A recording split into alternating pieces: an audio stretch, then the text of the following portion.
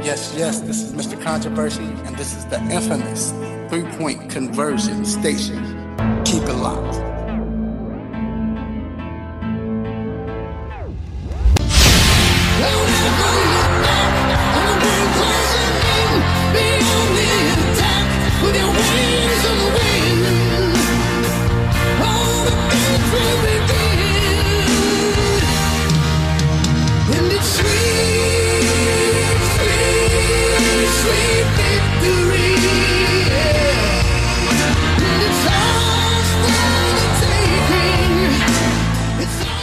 From coast to coast, representing all the dog pound, this is the Brownstown Podcast, powered by the three-point conversion. The three-point conversion, where fans' opinions matter. I'm Eric, and over there is L.A. L.A.? What's going on, everybody? And Eric, you know, I normally dig your intros, but this time I was kind of bored, man. This is victory formation again, sir. We just pulled out a great and crazy win over those Cincinnati Bungles. We stuck it in Hugh Jackson's face and said, suck it. Eric, where's your excitement, sir? Where is it? I actually left it at the walk-in yesterday because I got a flu shot, so. Anywho, this is the BrownsTownUSA podcast.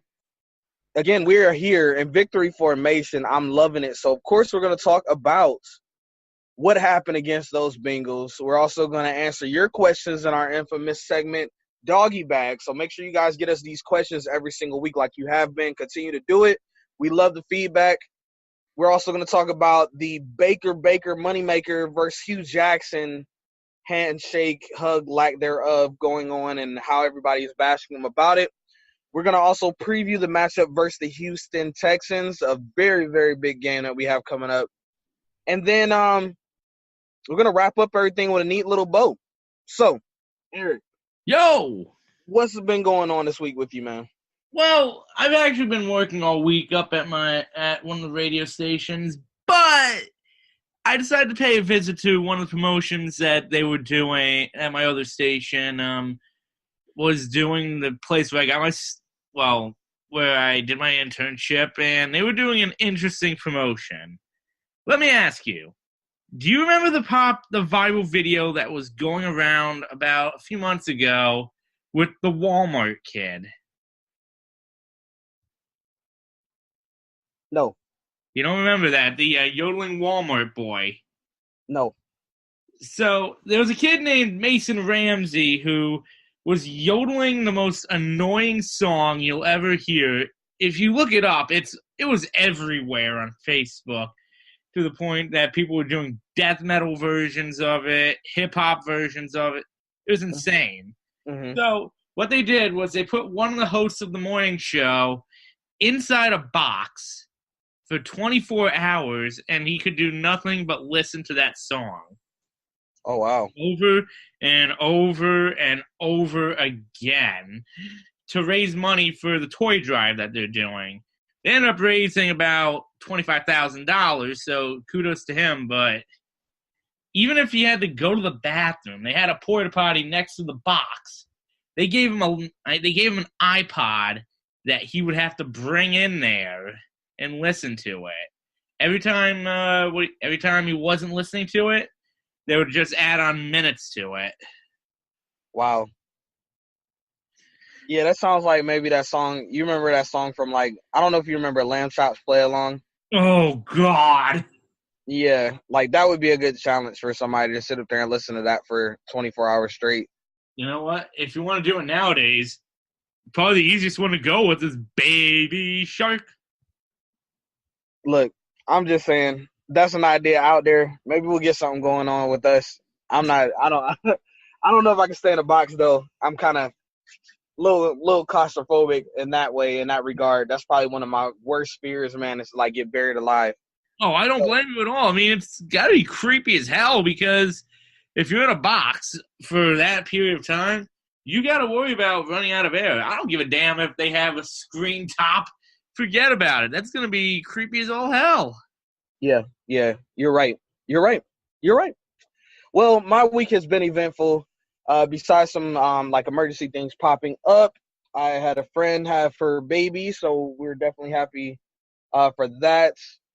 I had a couple of people do like some late Thanksgiving dinners, so I was able to eat more at the beginning of this week because they I guess they decided to do their Thanksgiving after Thanksgiving. So that was very interesting to see that kind of tradition. So always good eats, always good food. And then I'm trying to think, man. Besides just catching up on my normal shows and everything, The Gifted, this episode is a very good one. I want to say Arrow had a very good episode this past week. So I've been living in my my universe. Yeah. So this week has been good, but before we move on, Eric, and take this quick commercial break, I gotta ask you, man. Are you excited? Yay! Oh, he's not excited, guys. We're going to take a quick break. I'm going to get Eric hype. And when we come back, we're going to talk about this beatdown that the Browns laid out on the Bengals. This is just absolute smackdown, okay? This is Brownstown, USA. We started something. There's some road dogs in this room. Yeah! Okay, there's some road dogs in this room. And there's a good football team in this room. Even when we make it interesting, okay, we win. There's no better thing than winning, okay? Now listen to me. That's why we have a Victory Monday. Listen to me. I'm proud. We're all proud of it. This is why we're here. It makes the plane ride home better. 1, 2, 3, come get some! And we are back.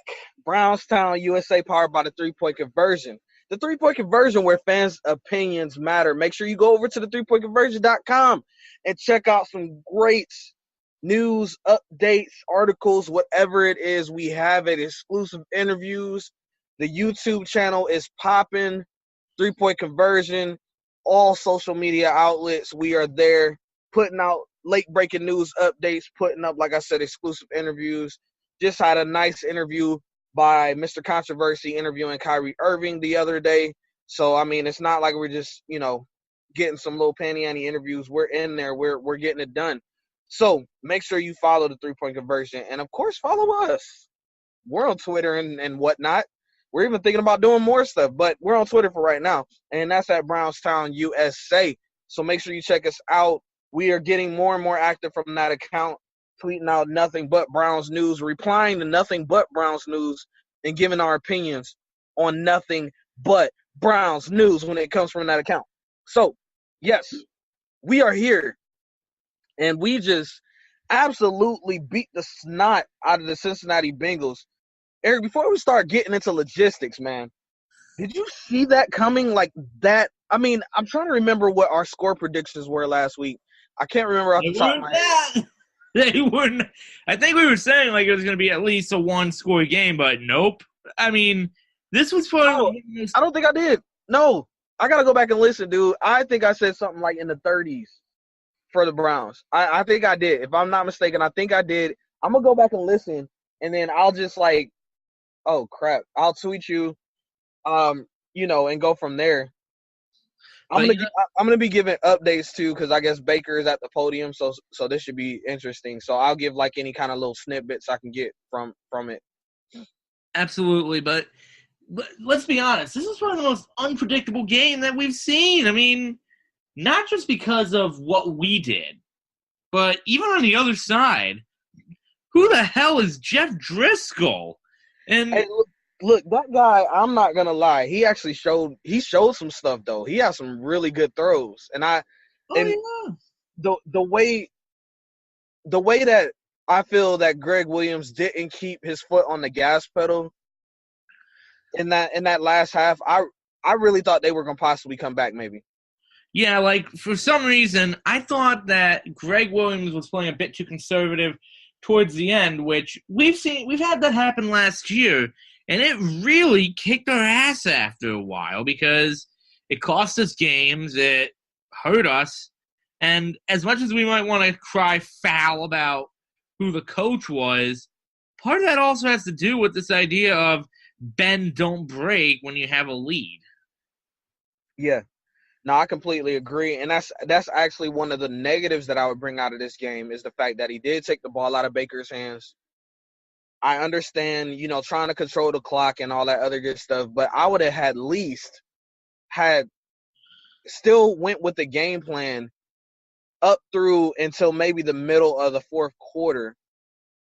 But just put your foot on the neck. Like, I mean, you have to – the way that this league is set up, the way that the rules are where, you can go down and score fairly quickly because this league is not for the defense, as we all know. I'm going to keep scoring, man. It's not about being classy or anything like that anymore. Like, you're at the highest elite level. This isn't a high school game, man.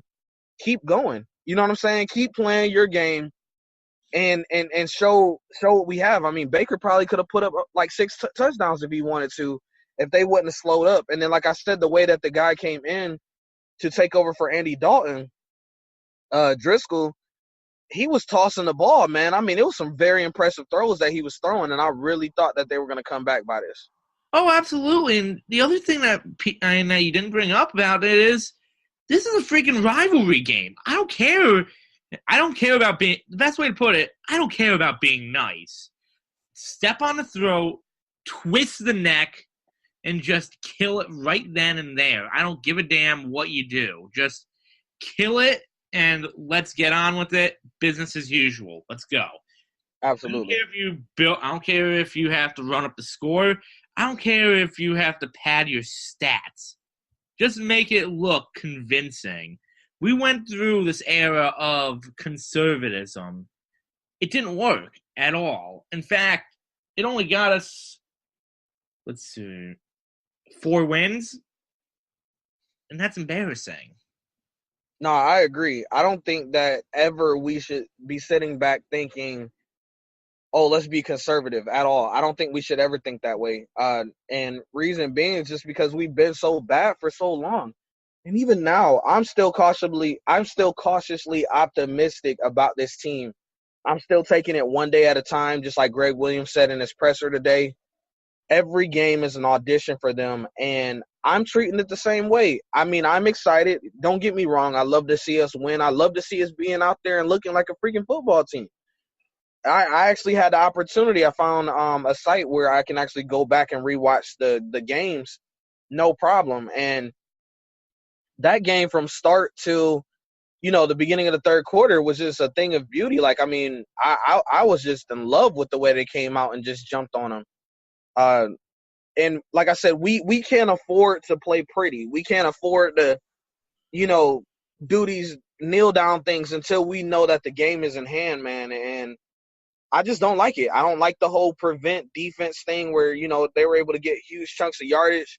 The crazy part, Eric, is before we hopped on, man, is I seen a stat saying that we are second to worst in the league for yardage, but we're second in turnovers. I mean, that's completely one extreme to the other extreme right there. Exactly, and the problem is, while the turnovers are nice, you also got to remember one other thing. You can't win on extremes alone. You have to be able to have that balance of, do you get turnovers? Yes, but do you also prevent teams from being able to go down the field? No, not for nothing. Driscoll looked good, but there is no excuse for what he was able to do. I mean, it could also be attested to maybe the linebacking core being hurt because we lost our big bopper in the middle, but at the same time, there's just no excuses for it. Yeah. No, I definitely get you. So we just went over a couple of the negatives that we seen from the game. We definitely didn't like the fact of, the Browns seeming like they kind of just, took their foot off the gas pedal a little bit later in the game. Was there anything else that jumped out to you, Eric, from this game as far as negatively that you could, maybe knock the Browns for? Special teams. It's funny. A few weeks ago, we actually looked like the special teams was finally coming together, and then all of a sudden, it seemed like it just kind of halted a little bit. I mean, other than the obvious punting situation, the punter is and we always have had great punters, from Andy Lee to Britton Colquitt, all them. But you know what? What's going on with the special teams and the kick returns to the point that that we're not seeing the progress that we saw a couple weeks ago? I really don't know. Special teams to me, Eric, really has been about watching the game and hoping that whenever we caught it, that we just don't turn it over. That's really where I'm at right now. Like, I'm not even expecting, like, a big return anymore. I'm just hoping that they hold on to the ball, because that is one problem that we had at the beginning of the season that now we're not having that problem. So, like, now I'm fine with that part. They cleaned that part up. But you would expect with the athletes back there, Antonio Callaway, what's the other guys, Dontrell Hilliard, yeah, him being back there, you would think because they brought Hilliard up from the practice squad to exclusively do that for us, that maybe he would be a little bit better. So maybe it's just the scheme blocking on it. I would probably blame it on that. They're not opening up any holes for them, and if they do, then we're automatically getting called back for a hold or something like that. So I'm not even really expecting it, man. I'm just hoping that we don't turn the ball over. Which we shouldn't have to worry about that, especially considering who one of the special teams coaches is nowadays. But whatever, that's just something that I'm starting to note. Well, not starting to notice, I have noticed that just is a little concerning after a while. Absolutely. As far as with me, I would say the only other thing that jumped out to me is Baker throwing the ball. And don't get me wrong, he had 143 quarterback rating, 19 to 26, 4 touchdowns. But I want him to develop his touch a little bit more, meaning that he rifles the ball and he really has a strong arm to be able to get these balls into, tough windows that close quickly, but he's able to squeeze the ball in. I'm fine with that. But there was one particular play, Eric, that jumped out to me when Duke Johnson was right there and dropped the ball at the goal line. And it was because Baker was rolling out, but he rifled the ball at him. I mean, like, super hard, and it just, like, bounced off of his face mask and his hands. And I think that if Baker would have maybe, like, kind of floated it in there because Duke was wide open, then Duke would have waltzed right in for a touchdown. It wouldn't have been no problem. So the thing I'm looking for with Baker is maybe to kind of realize the situation and have better touch with the ball instead of always just rifling in there with a fastball all the time. Absolutely. I mean, one of the things that people may not realize is that's how college players nowadays are coming out. I mean, probably one of the best examples of it was our quarterback last year, Deshaun Kaiser. While Baker, you may see it as bad, if you remember Kaiser last year, he had he only knew how to throw fastballs, if you remember. Like, yeah, to the point that it was just like, dude, chill.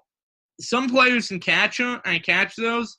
Not all of them can, though. It's not easy. It's actually hard because, well, you don't get that fancy baseball mitt like baseball players do. You got regular you got regular gloves. Yeah, very true, very true. So we didn't talk about our negatives. That's fine. We're gonna move on, man. We're gonna get positive now. We're gonna talk about the positives. Eric, to me, my positive that jumped out is the fact, again, that we protected Baker on that line. That line has gelled together with the insertion of Greg Robinson, and it's looked phenomenal so far. That's one of my positives right off the bat. Oh, absolutely. There's something about Greg Robinson. He's finally starting to show this second overall pick status. Now, it's fine because this was the guy that was completely crapped on at the beginning of the year. We mentioned this about 2 or 3 weeks ago, but this was a guy that people didn't want, that they were completely destroying in the preseason, but yet he fits the scheme so much better than, as much as I hate to say it, Harrison has. I like Harrison personally, nothing against him, but when somebody's playing better, then you got to give him the position. It's that plain, it's that easy to see. Absolutely. And that's the kind of theme with this Browns team. is we have a lot of people that have something to prove, a chip on their shoulder was written off, starting with the quarterback. But two names that I want to bring up that has really been a pleasant surprise for us. One, Greg Robinson, and then two, you gotta bring up Brashad Perryman. He was, here's the funny thing, that he's exactly like what we were just talking about with Robinson, because this was a guy that was being deemed being deemed a bust. If you remember, people were saying, the Ravens cut him, he was crap. The only reason it was crap was because he was always hurt. And people forget that players can be good, but they miss time because they get hurt. You're playing a sport where the number one export is career-ending injuries. And that's even before you get to the NFL. So if you're going to sit there and tell me that, oh, this guy sucks, maybe look at the fact that he hasn't been able to get a lot of reps because dude's been hurt. But you know what? Fans love him now. So what can you say? Absolutely. What's a positive? What's a positive that you took from this game? One positive I will say is it's nice to finally see quarterback pressure again. Like, we've always had this ability to get sacks, let's be honest here. But there's a difference between being able to get a sack and being able to pressure a quarterback into making bad decisions. We started seeing it 2 weeks ago with the Falcons, after pretty much it not being non-existent against the Chiefs, but for good reason.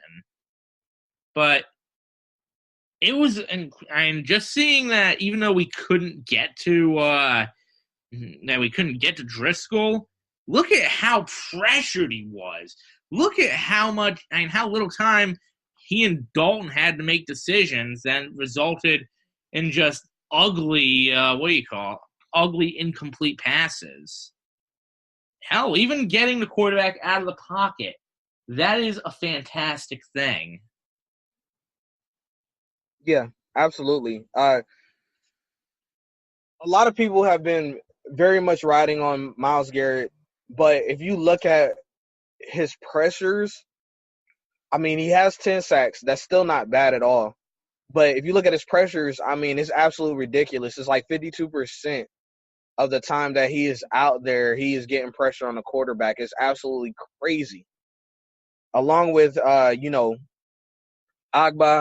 I mean, the entire line is really good. Like we said again, if we can just add another piece in there, I don't know if you've seen, but the one defensive lineman from Michigan declared, and I gotta be honest, like I understand the whole, because it's Ohio and we don't want Michigan players and all this other stuff. Oh, stop. No, I'm saying that's what the most of the fan reaction was. I mean, you should have seen when we got Jabril. Oh, I remember it. And, we're still seeing it because they've slowly started to warm up, but every now and again we got this, he's crap because he played at Michigan. Dude, he's gotten better from last. Well, that may be true, but we could draft somebody a lot better than that. Shut the hell up. You don't know what you're talking about. Right. Yeah.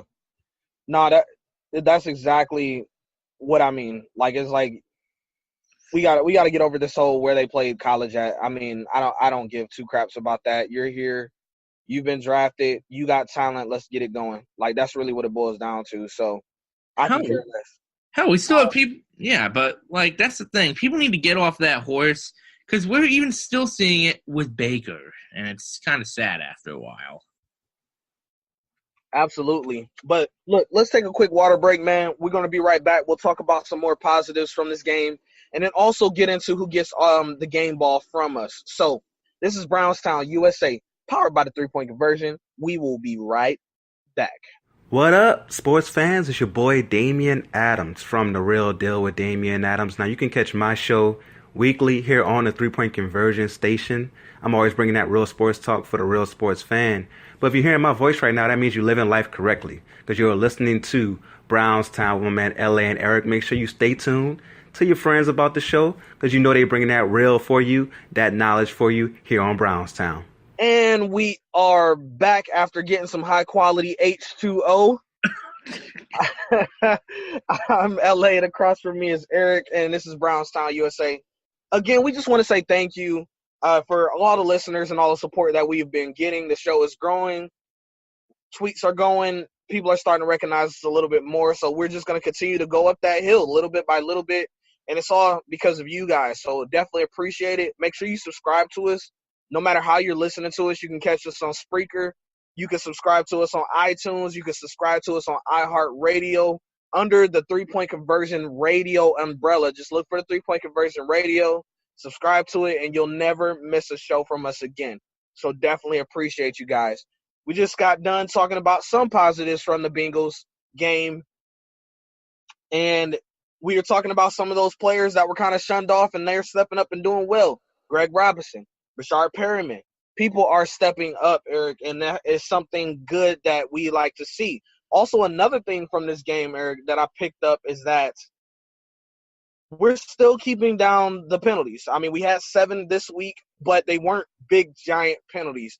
The only big one that I seen that really kind of, I wouldn't say hurt us because we won 35-10, but one that I wanted us to have is that I forgot who it was, but we picked off the QB interception, but I think it was like a holding call or something like that, and it negated our interception.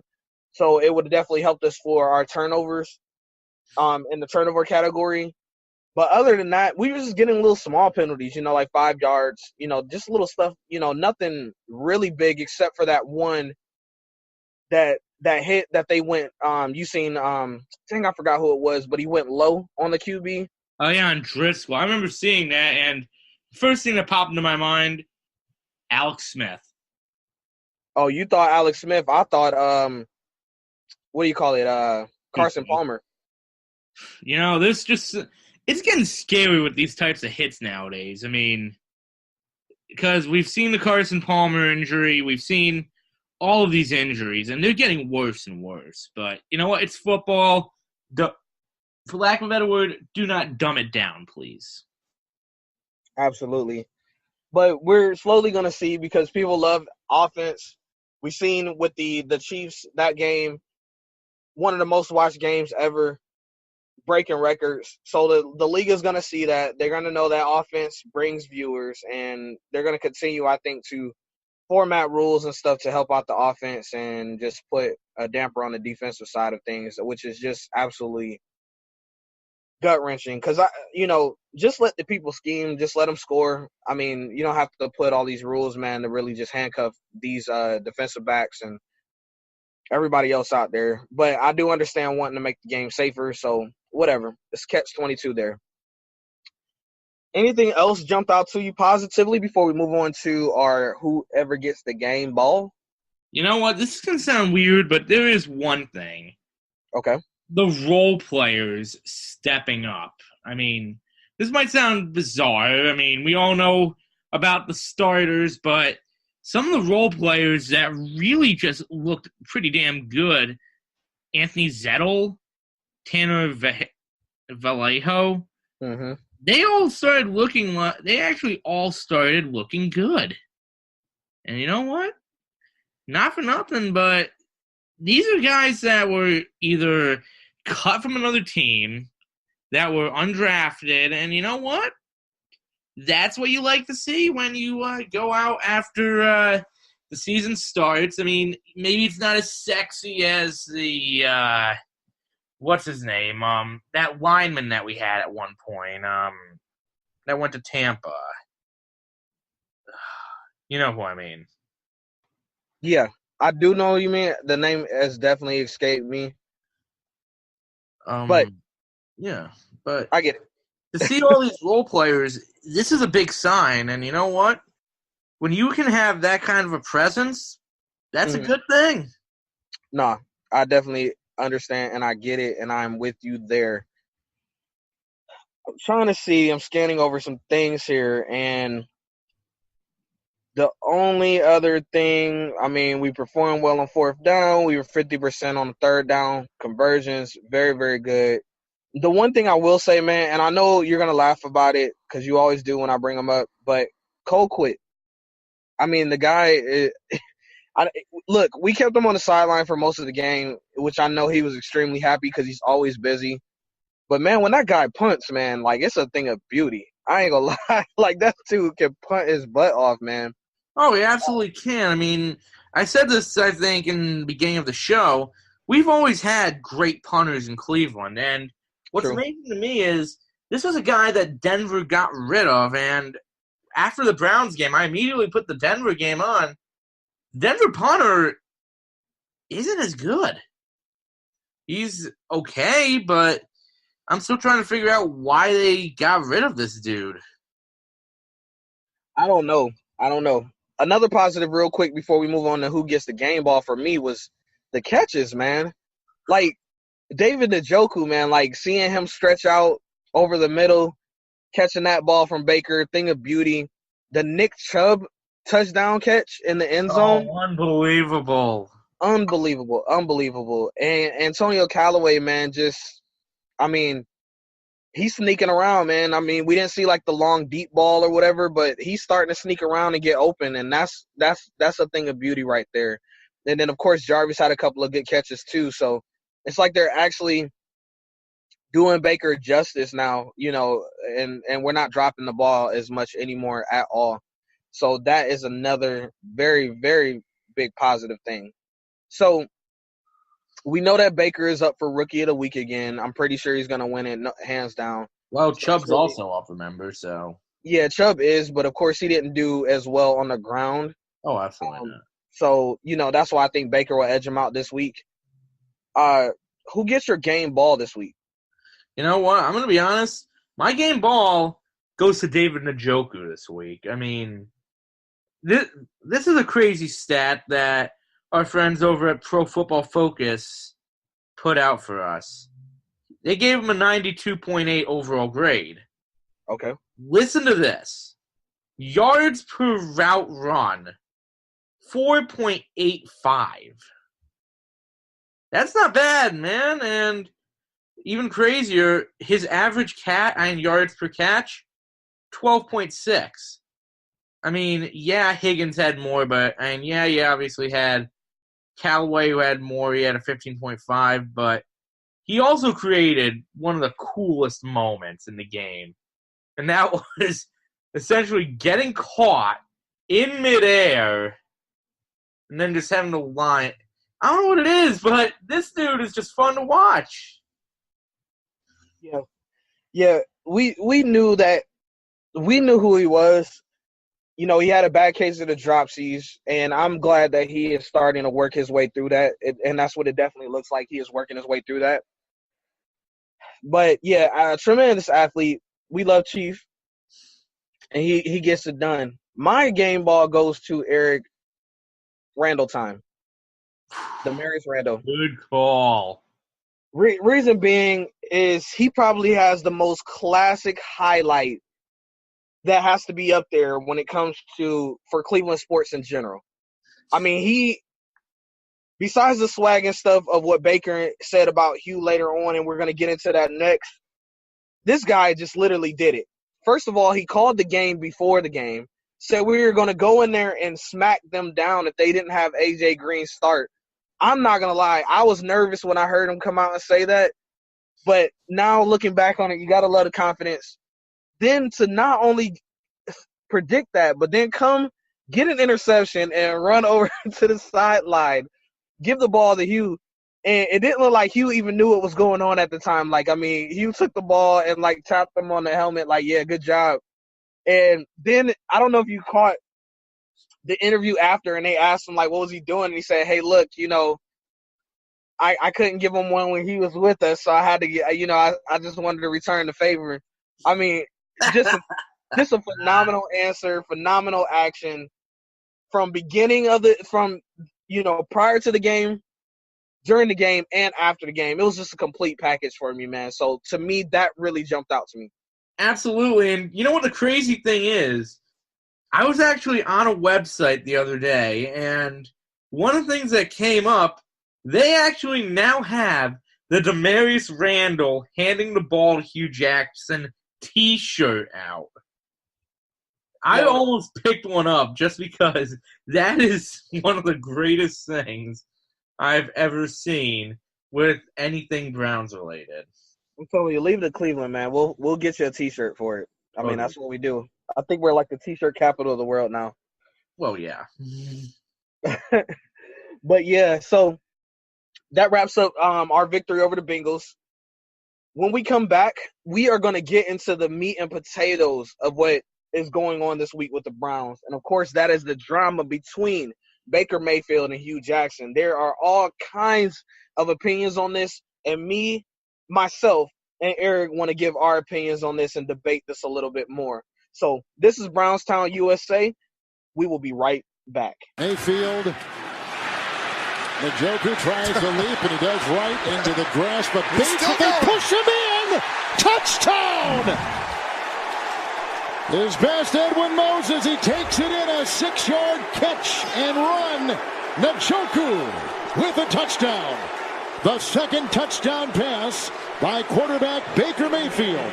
Well, he's right here. He's actually going to block first. You watch him block, and then he's just going to turn out and release and catch this screen route. So if you're the linebacker covering the tight end, you think he's blocking. Now all of a sudden he just slips out. Now watch this effort here. I wouldn't try this at home, but the push by Treader. And we are back in victory formation, of course. Brownstown, USA. I'm LA right here, and across from me is my man Eric, a.k.a. Stoshball. And we just got done talking about that beatdown of the Bengals. But, of course, with the beatdown of the Bengals, Eric also brought more headlines from this game. The biggest headline that's circulating right now is, of course, what's the embracing of Baker Mayfield and Hugh Jackson after the game. Now, if you don't know and you've been hiding under a rock, I will let you know what happened. After the game, Hugh Jackson was forced to – actually, he had a hard time getting to Baker in the first place. I don't know if you've seen that, but he was, trying to push people out of the way. He was like, hey, Baker, Baker, Baker. And so Baker seen him. Baker gave him a handshake, some dap. Hugh looked like he was going in for the hug. Baker was like, I'm not having that. So then Hugh just tapped him on the shoulder pad and then kept it moving. Later on, he was asked about the embrace, and Baker did not hold back. Basically paraphrasing, Baker called Hugh fake and said that, hey, he was here. Then he goes down to another team that we're going to play twice this year. I just didn't feel like hugging him. I mean, hey, it is what it is. Then today just happened earlier, not even a few hours ago. Baker backed up his comments again by basically saying that he doesn't regret anything that he said about Hugh Jackson. He said, I have my own opinion, and it is what it is. I'm comfortable with being in my skin. I speak my mind, and that's how I'm built. So, Eric, I've heard everything from Baker needs to grow up and mature. I've heard everything from this is a racial thing. I mean, I've heard it all. But I want to know, because the crazy part is when this news broke, we did not talk about this at all, me and you. So, guys, this is exclusive right here, right now, getting our opinions fresh out. I have no idea what this man across from me is about to say. And if you know Eric, that's kind of scary that you don't know what he's going to say, because anything can come out of his mouth. But I got to know, Eric, what do you feel about this situation? How did it strike you when you first heard about this? You know, I mentioned about a conspiracy that maybe I'll get into a little bit later on in the show if we have time. But here's my thing. I don't have a problem with this at all. Look, I understand why it's wrong. I definitely get the point. What do you expect him to do? Not do anything, This was also the guy that week after week kind of threw the players under the bus, if you will. This was the guy that kept saying, oh, everybody's got to improve, but I got to call better plays, but these guys need to execute better. What the hell does that even mean? And then, of course, we all remember what happened the minute he got fired. I remember you sent me a text that night saying, dude, are you looking at Twitter right now? I remember looking, and my jaw dropped just because of the nerve of Hugh Jackson. Now, I get that he's clarified it and all that, but if we're going to sit here and tell Baker to grow up, why does Hugh get a pass? That's what I want to know. Now, let me throw this quote at you real quick, and let me see what you think about this. This is a direct quote from Baker. I'll probably make up a meme of it or something like that and throw it up on BrownsTownUSA a little bit later. But Baker Mayfield said, people confuse maturity with being 100% comfortable in my skin. There's no way I'm trying to create a distraction, and my teammates know that. You know, I honestly do believe him in this case. I mean, like I said, look at all the great players. I mean, I heard someone say that I've heard Coward go after him. I've seen Stephen A., Damian Woody. The only one that seems to be on our side is the mid-afternoon, late afternoon host on the big four-letter network radio. But you know what? The fact is, well, whatchamacallit came out pretty positively as well. Nate Burleson on Good Morning Football. Oh, absolutely. Like, here's the thing, and this is what I was getting at with this tweet. I have a theory, and you might laugh at this, but just think about it.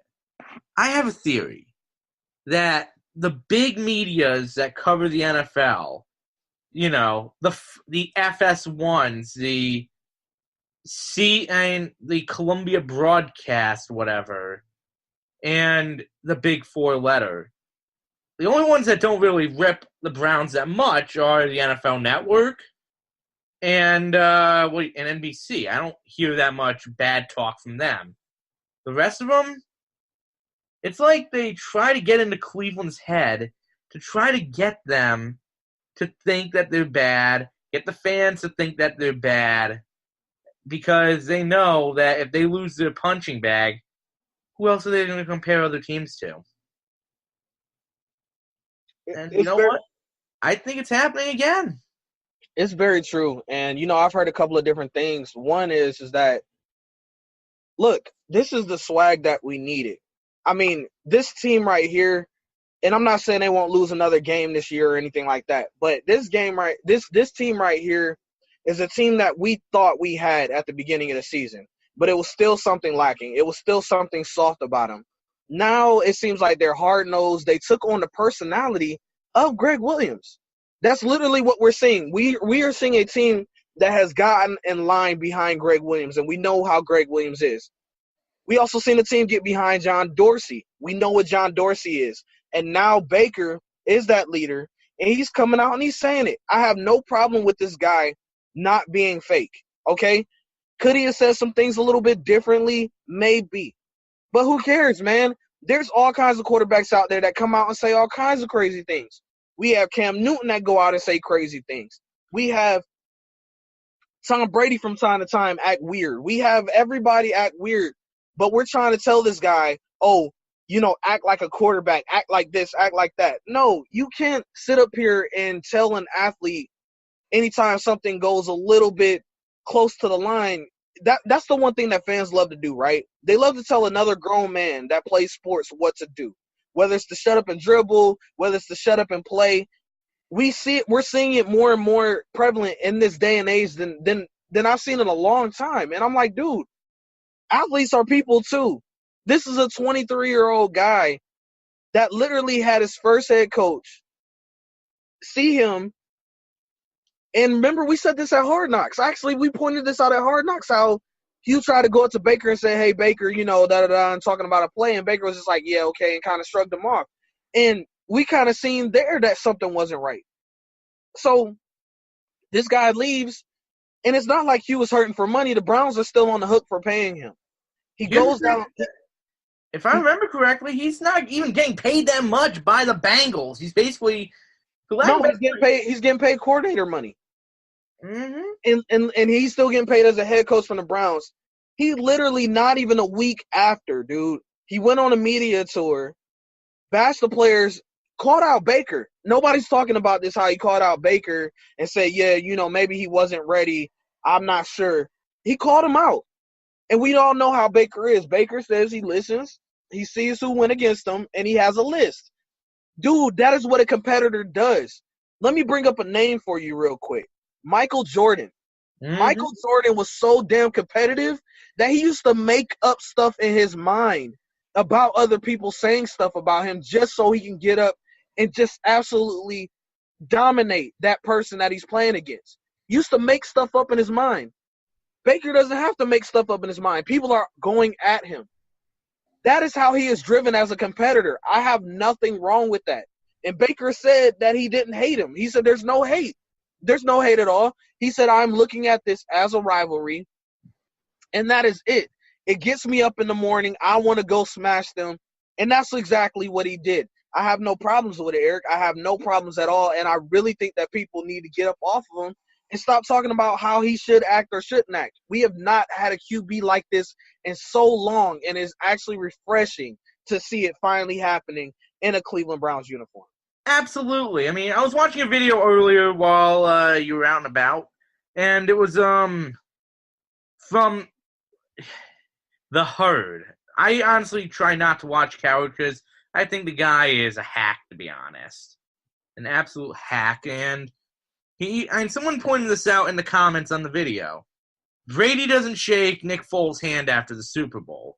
I think that was made a huge thing about afterwards. Colin said that he's just a fierce competitor and he owes no one anything.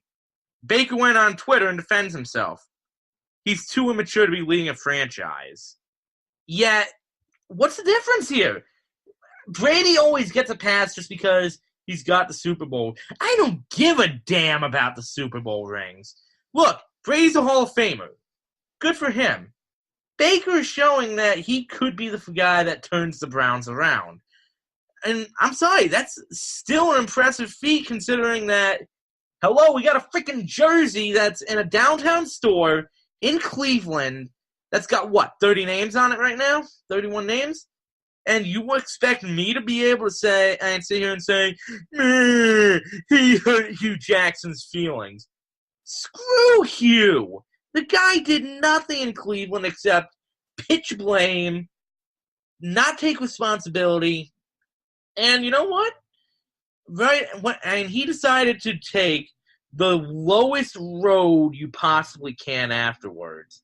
I'm going to go to your second biggest rival, who you still play twice this season, in a position that I probably don't know much about, just so I can have the last laugh.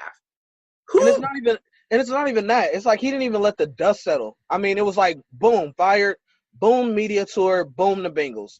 And we knew that he was going to end up eventually with the Bengals. We knew that. We knew the love affair between them. We knew it was going to happen, but I was like, dang, he just went super quick. He went right before, you know what I'm saying? We played them twice. Like, we still played them another time.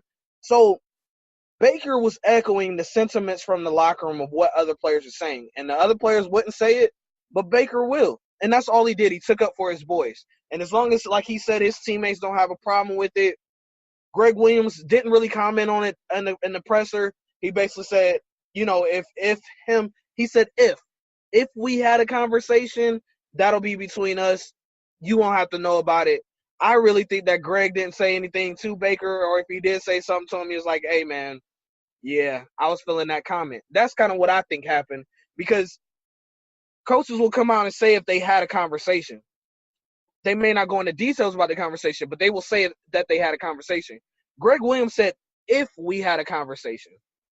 So that tells me right there that I think everybody's behind Baker in these comments in the Browns organization, and that is what really matters. So, Eric, great debate there, great thoughts, loving it. We will continue to see more from this because, of course, the media will take something and we will bang it out for as long as we can. So we will continue to see all kinds of spins and thoughts on this, but we had to put ours out there. It is what it is. He was in Cincinnati. We have Baker. It's all good in the hood. So we're going to take a quick break. When we come back, we are going to address your questions in our infamous Doggy Bag segment. We're going to preview the matchup versus Houston, and then we're going to wrap this baby up with a bow. So this is Brownstown USA, powered by the 3-point conversion. We'll be right back. I don't know. Left Cleveland, goes down to Cincinnati. I don't know. It's just somebody that was in our locker room asking for us to play for him and then goes to a different team. We play twice a year. everybody can have their spin on it, but that's how I feel. And we are back with smiles on our faces while I'm smiling and Eric is looking surprised. But that's kind of his normal look. It is what it is. Man, I just want to say rest in peace real quick, Eric, before we get into it, because we got to move this along. But rest in peace, man, the SpongeBob creator. That was... Yeah, that hit hard. That hit hard. Before we get into our doggy bag segment, because I know you are pulling that up right now, what's your favorite SpongeBob episode? You know, a lot of people bring it up, but it's the one that I actually do use as a theme every once in a while. Band Geeks. I mean, that was one of the most iconic episodes in my mind just because of the bubble ball. You're right. That was an epic episode. Just extremely epic.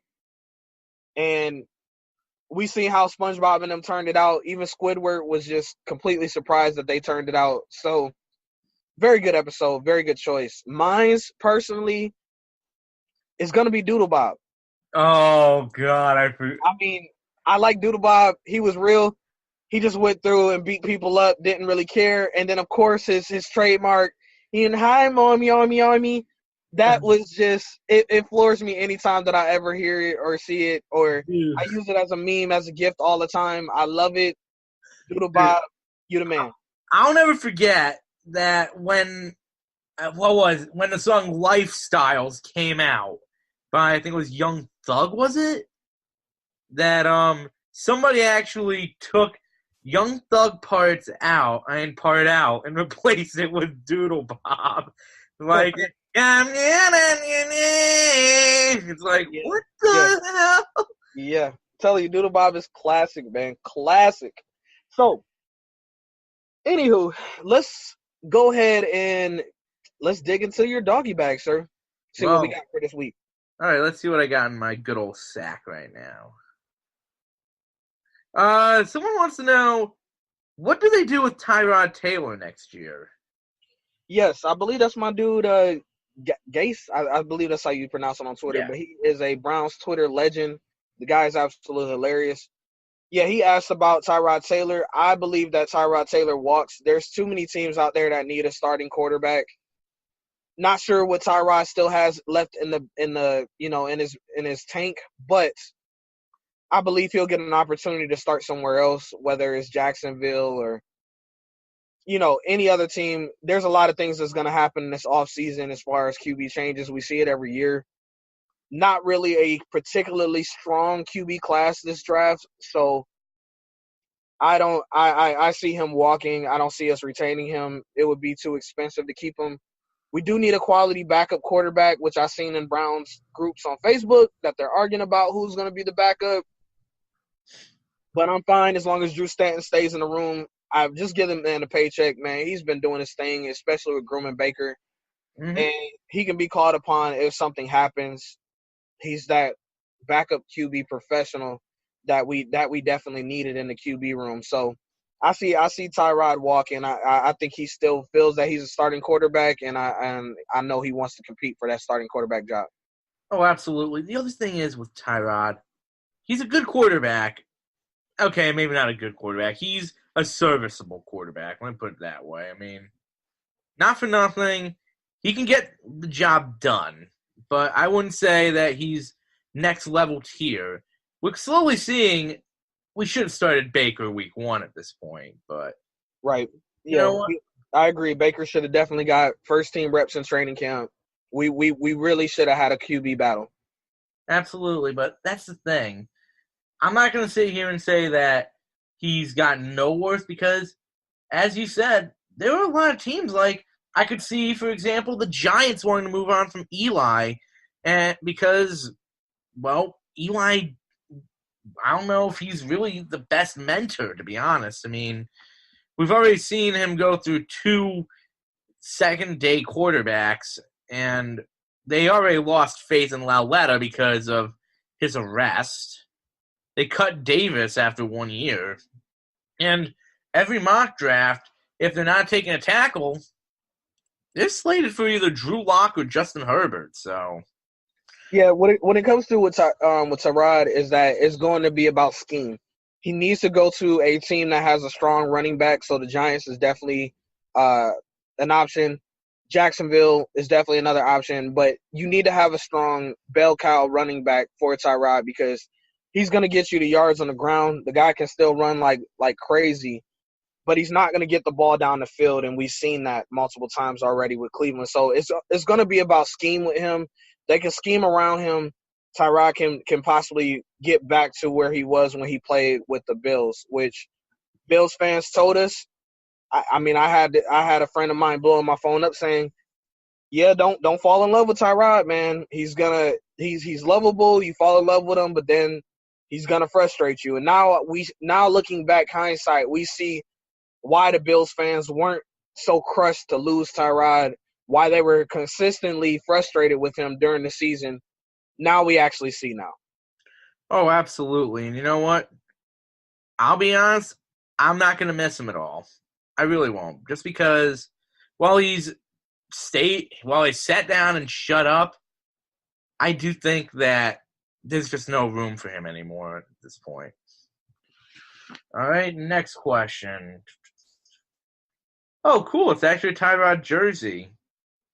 Throw it in a pile. Let's see. What is the deal with Myles Garrett? Why do people think he's a Pro Bowler? Because he only had one sack versus the Bengals and didn't do much. Do you guys think he's a Pro Bowler or any good?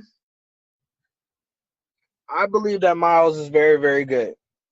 The problem is that when you don't really have somebody else that can rush the passer like he can, a lot of times he's going to face the double teams. They're going to scheme for Myles, and that's why we've seen other people like Agba, Ogunjobi, even Jannard Avery get off in some games because the attention is on Myles at all times. Wherever he is on the field, they're going to point him out. So it is what it is. If we can add another consistent rusher, if Jannard can continue to grow, then we will see Myles get loose. I'm not going to lie, Eric, and say that I'm not disappointed that Myles only had one sack versus the Bengals, especially with both their starting left tackle being out. I believe the guy's name is Cody. Cody Glenn, was it? Yeah. He was out, and then the guy that came in to replace him at the left tackle even went out during the game as well. So that was extremely huge, and I thought Myles would have maybe had a bigger game than what he had. But at the end of the day, Myles affects what goes on that defense. He is such a dominant person that they have to scheme for him, and like I said, that opens up everything else for everybody else as well. So, Pro Bowler, I believe you can make an argument for it, but at the end of the day, there's still a lot of people. There's Aaron Donald, Khalil Mack, even he's like I want to say he's like 9th right now as far as overall sacks in the in the NFL. So there's still some people above him. So he could get in, maybe injury, scratch or something like that. He might be able to get in, but I think it'll be harder for him to get in compared to the other people that we nominated a couple weeks ago. To add on to your point, I do agree that I think another pass rusher is going to be needed. No offense, I love Agba, but we could definitely improve at that spot, to be honest.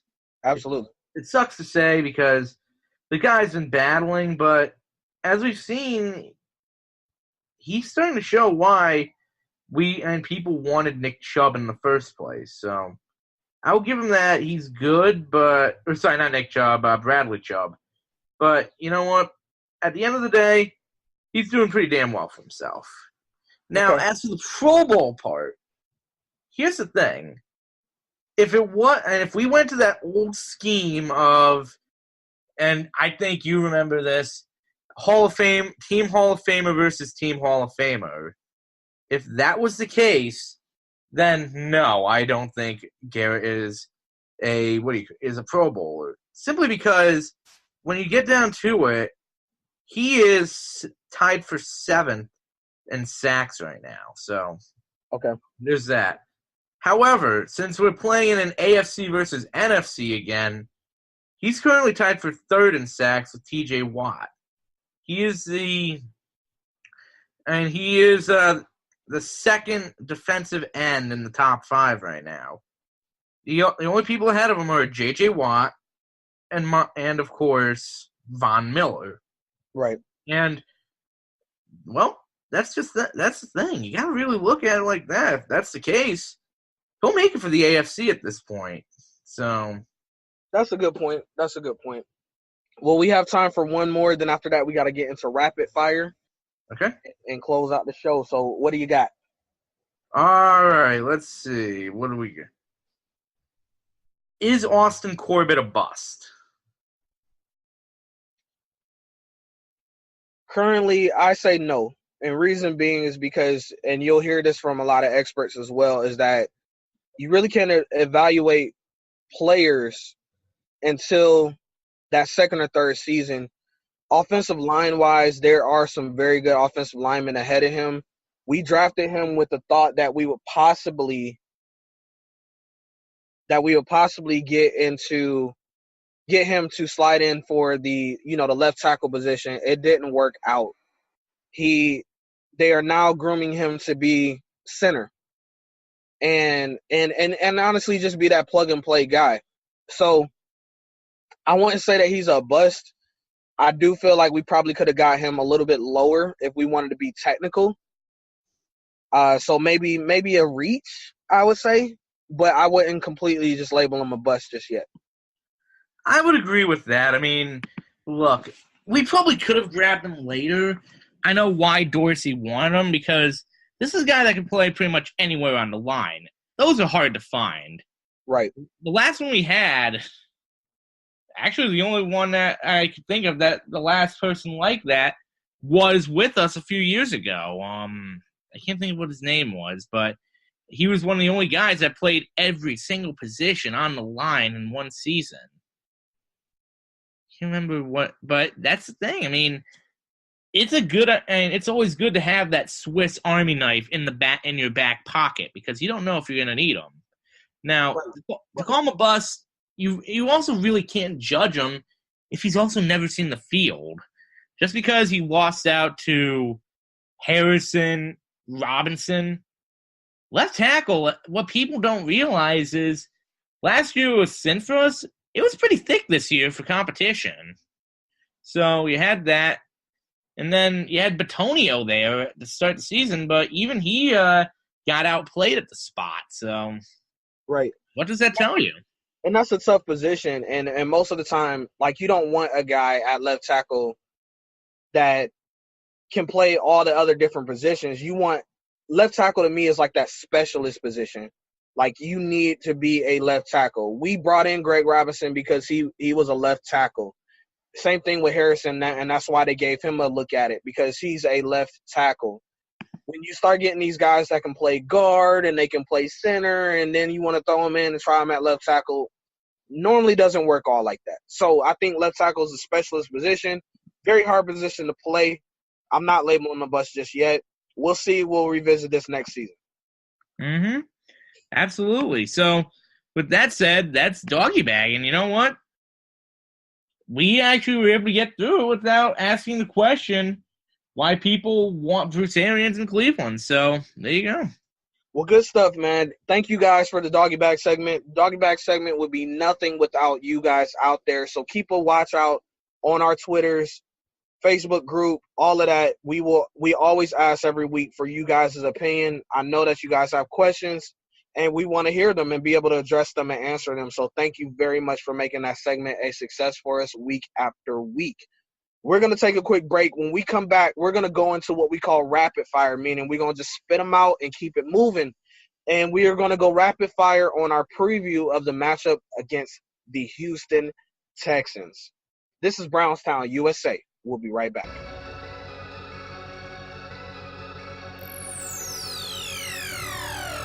Ladies and gentlemen, this is Cat Williams, and you are listening to 3 Point Conversion Radio.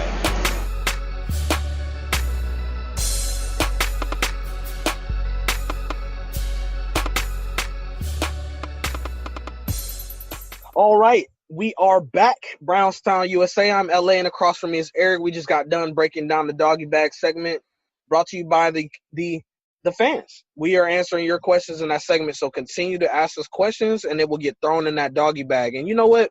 You don't have to wait until we ask. You can ask us during the week. We'll just put them in the bag, and we'll get to them on the next show. So definitely appreciate you guys as well.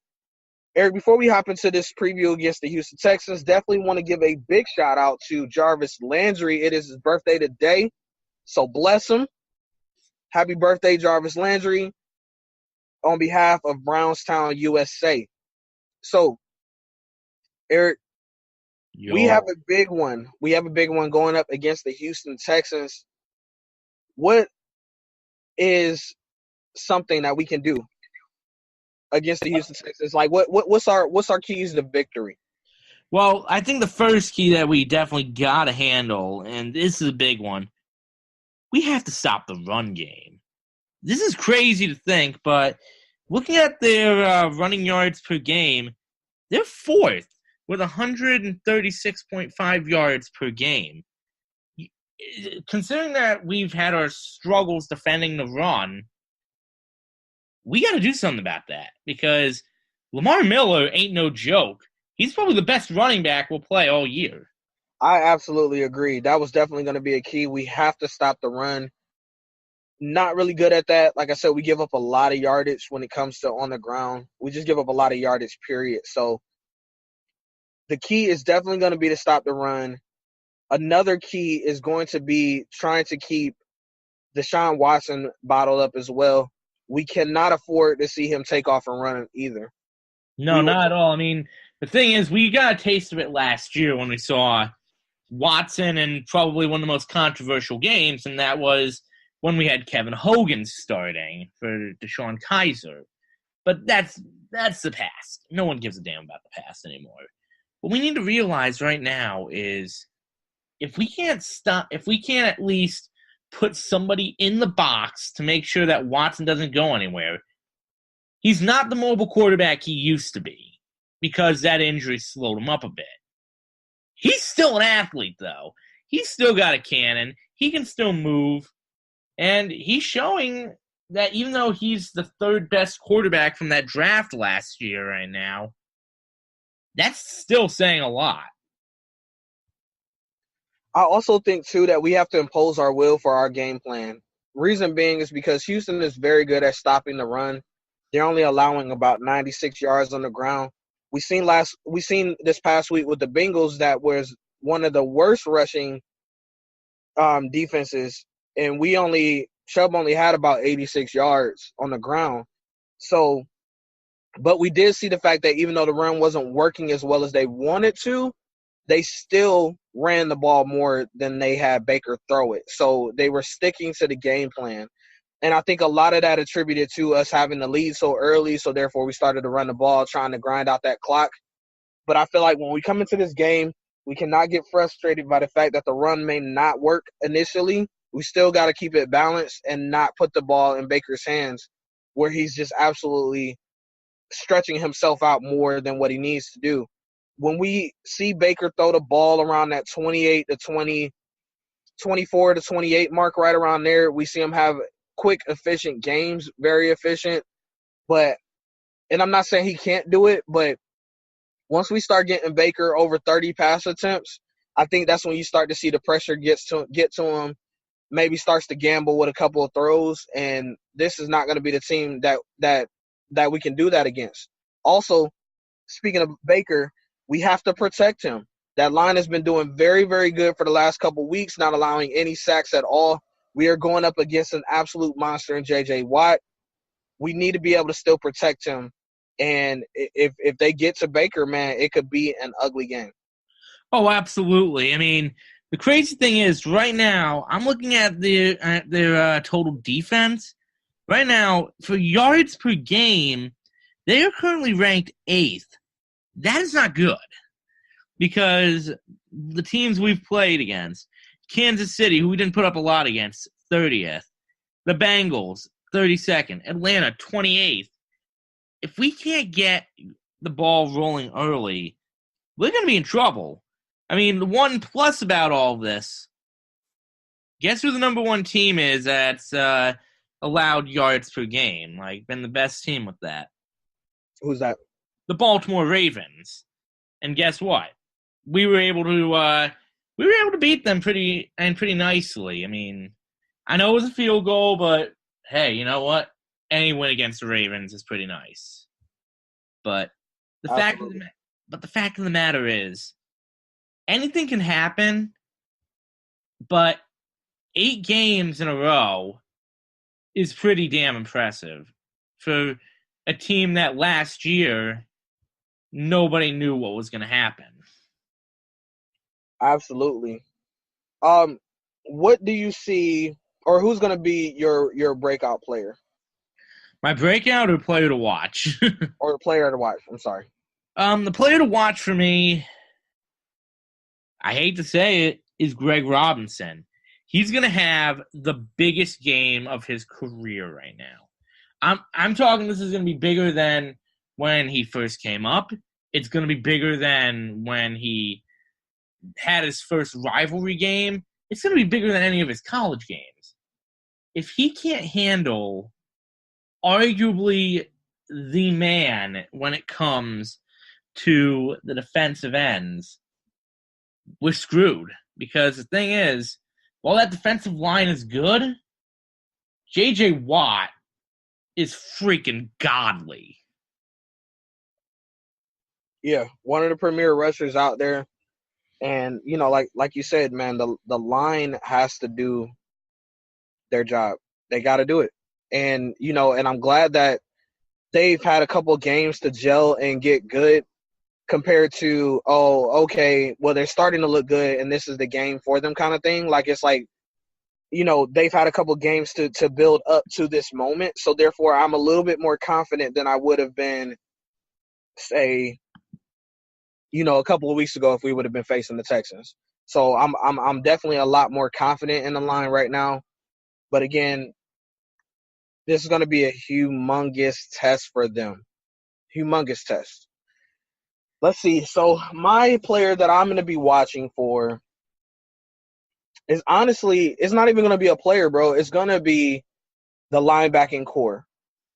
And reason being is because the linebacking core is going to be called upon to not only cover these wide receivers, because we've seen with the Bengals how horrible their linebacking core was and how open the middle of the field was.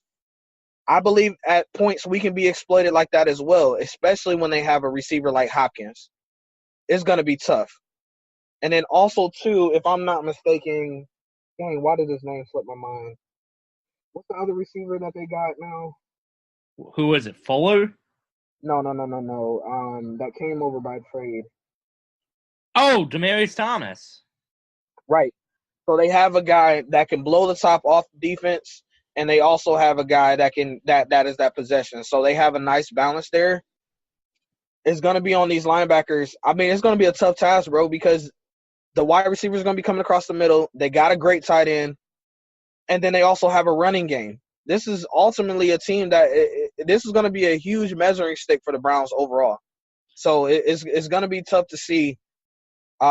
Well, not tough to see, but it's going to be interesting to see what they can do and if they can, you know, impose their will early. Plus, there's one other thing that we're not mentioning. They're going to be playing with a purpose this weekend because I believe they were on the road this past week, or were they at home for that game against the Titans?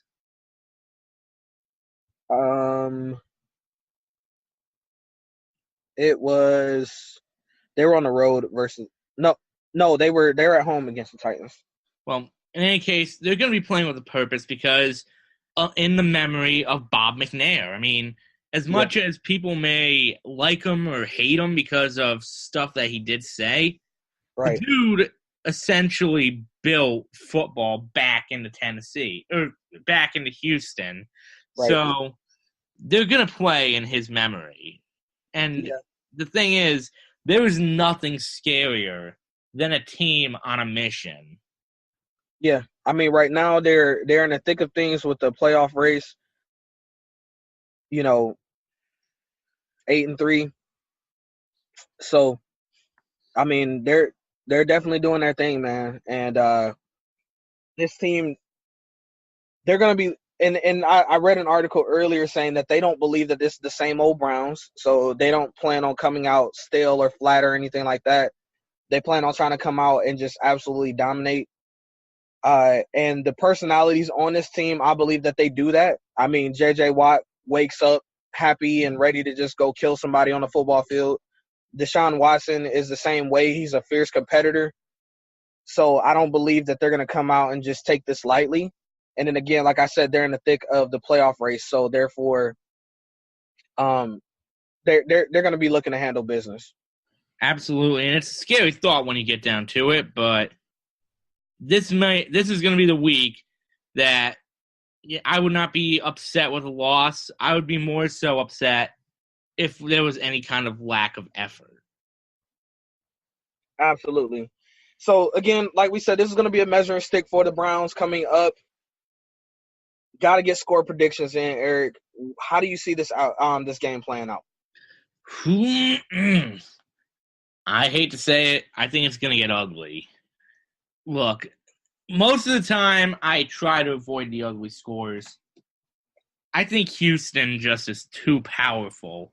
Unless something happens in one of the practices where Watt gets hurt, Lamar gets hurt, or Watson aggravates something, I just don't see this going Cleveland's way. I'm going to go ahead and say this final score for this one will be 32-17.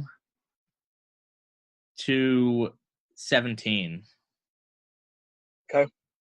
Me, I kind of agree with you with the fact that this is a playoff team. This is one of the cream of the crops out there. Like I said, again, a very good measuring stick for us. If we want to have any hope in trying to get into the playoffs or sneak in, we're going to need some help, but we're also going to need to win out. I don't see it playing out that way this week, though. I think we put up a fight. I think we end up losing 28-20. With it being us coming out and maybe I would say being a little flat, but then, waking up and kind of making it interesting. And then after that, Houston just go ahead and taking off. But yeah, this is that cream of the crop type team. I mean, this is like the Steelers or, like any other playoff team out there, Kansas City. We've seen what these teams come in and do. They're about business. They're on a whole nother level. I think the Browns will be there eventually, but just not now. But at least we're taking care of teams that we know we can just absolutely beat. The Bengals, of course, we got some more tough games coming up. We got the Panthers, but they're kind of they're kind of trying to figure out their identity. So they're not the same Panthers that we thought we would have been facing if we would have been looking at the schedule, a couple weeks ago or maybe even a couple months ago. So still some winnable games out there for us, but don't think this is going to be the one. No, I think it's going to be a very, very bad game for us. Well, make sure if you do adult beverages, make sure you load up on them. Make sure you get some good food. At least you'll have good food, good wings, maybe some dip. And we'll go from there. But we have just finished up another amazing episode of Brownstown USA. Very, very good show. Loved it. Loved talking to you guys. Thank you for listening. Like I said again, make sure you follow us on Twitter at BrownsTownUSA. Make sure you go to the Facebook group at BrownsTownUSA. Come join the conversation. We're talking Browns 24/7. Also, shout out to our man Paul Brown. He's still liking and doing stuff with us on Twitter. So, good stuff. Hopefully, too, we should be having some guests coming on in the next coming up weeks before the season ends. So we're going to be working hard on that for you guys as well. But, Eric, as always, it is a pleasure to be on air and speak with you.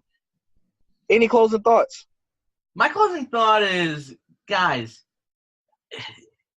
if you're going to sit here and think that Greg Williams is automatically the answer at this point, then you obviously haven't been paying attention to the past few years when we've hired interim coaches and then seen them not do well. Guys, let Dorsey make the damn decision. Don't just sit there and say, he's the answer. Let him do his damn job.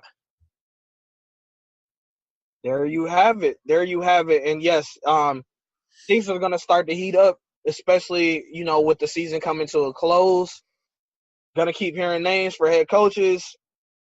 We keep hearing Bruce Arians talk more and more about how he wants to come. Interesting thought. He said that he doesn't mind holding on to Freddie Kitchens, which we knew would possibly be that because they worked together already before. Also, he said, which was surprising to me, Eric, is that he wouldn't mind holding on to Greg Williams as defensive coordinator either, which might be very, very interesting. Greg Williams was asked in that presser, if you remember, would he mind going back to defensive coordinator? Greg Williams said he doesn't mind it. He just wants to be on the field and be able to compete. He just likes to compete. So he said it didn't matter if it was a special teams job or whether it's defensive coordinator or whatever it is, he's up for the challenge. So always good to hear that from Greg. Not sure if that is true or not, because I know that I've struggled in jobs before where I've been a manager but then had to kind of get back and go to an assistant spot after running the branch and doing a very good job. It is a very tough thing for a human being to do. So if he can do that and not have any problems or anything, kudos to him. Definitely kudos to him. Somebody also wanted to shout this out quickly. Dave Tube will be the next head coach of the Browns. Stop with the special teams coordinator crap, please. Okay, and with that being said, this is Brownstown USA, powered by the 3-Point Conversion. The 3-Point Conversion, where fans' opinions matter. Make sure you go to 3pointconversion.com to get all your sports needs and follow the 3-Point Conversion on all your social media outlets. We will have this show up and ready to go for you guys. And like I said, thank you for listening. This is Brownstown USA. Later! Look, Patrick, I'm Texas. Howdy, y'all. I'm Texas, too. Howdy, y'all. Get a dog, little Longy. Get a dog. Howdy, y'all. Get a dog, little Longy. Get a dog. Y'all best cut it out. The stars at night are dull and dim whenever they have to be over dumb old stupid Texas. Hey, Patrick, what am I now? Stupid? No, I'm Texas. What's the difference?